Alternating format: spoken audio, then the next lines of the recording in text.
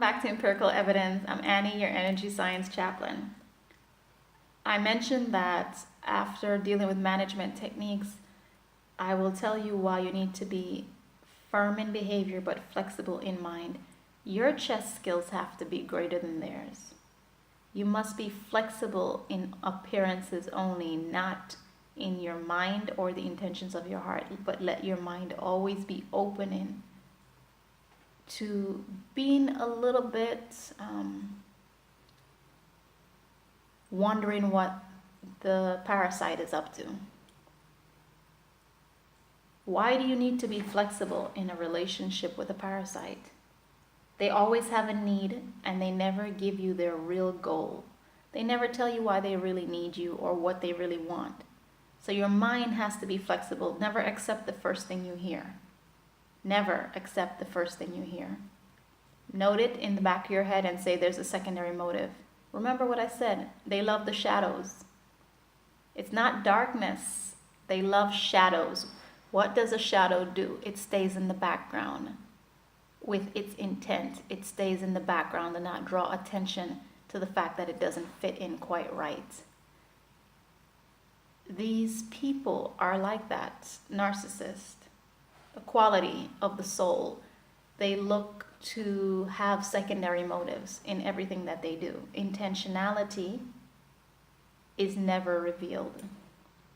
They have control issues. Control issues stem from gut level issues. They don't know what their power is in the world or how to fit into the world appropriately. They're not sure about their own personal strength and the relationships around them and security with the relationships around them. They have parental issues that they will pass on to you. It doesn't matter how old or young they are. I have grand relatives. Grand relatives meaning, when I say grand relatives, it would be second generation grand relatives. Could be a grand cousin, could be a grand niece, could be a grand aunt, could be a grandma. And I've seen these things manifest. They have parental issues that they pass on to you. In psychology and counseling, they call it transference. So you need to watch out for transference. Watch out for that slick way of them saying, you're doing this to me, something that bothered them about what their parents did, that it's unresolved. Even when you're not doing it, you'll find that what you're doing is being manipulated to make it look like that's what is happening to them again. Keep the reality that you are doing separate. In fact, keep another person in the room that you know is sane to watch your conversations with them and when you interact with them. As long as you're not engaged in anything shameful, it doesn't hurt to have another witness present. Recognize that they have too much ambition and want to be worshipped. Don't worship them. It'll only feed their ego and it'll make your life worse. Recognize that they're hateful inside. Yes, there are people that are hateful inside. It's very sad to say, and it's hard to recognize, and I can't believe it myself some days, but they're actually hateful people. Remember the story I told you about that cruel couple that locked a woman in a closet? For 6 years, they kept her in the closet. Not literally lock the lock, meaning that's where they gave her to sleep, and that's where they kept her while telling the family all is well, and they had promised this woman a job. It's not even funny. That's how sick the narcissist is. They really don't understand that we are all interconnected. We are all people. We all have needs, and those needs need to be respected, honored, and we're here to build each other up into a peaceful existence that we can learn from each other. We're still growing. We're growing spiritually as people around the world. Realize that narcissists are obsessed with imagined goals and unwilling to work. They will not put force in. They will not put their own energy field into getting what they need. Realize that narcissists are not interested in the growth of their own families. They're not interested in their own bloodline. They want to be detached from their bloodline because they reject them. They're not interested in the poorest of the poor. Because everything they strive for is about power. So that means moving towards resources and wealth. Realize that they're parasitic scavengers and get the help of others that are like them in order to get a free ride. So yes, parasites have community. Cockroaches have community. Rats have communities.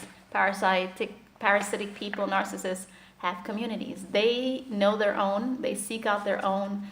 They can become friends with their own until it becomes an issue of who's the chief among the parasites, or who's getting the most resources, and they can begin a war with each other. Realize that they have double standard. What goes for them doesn't go for anyone else.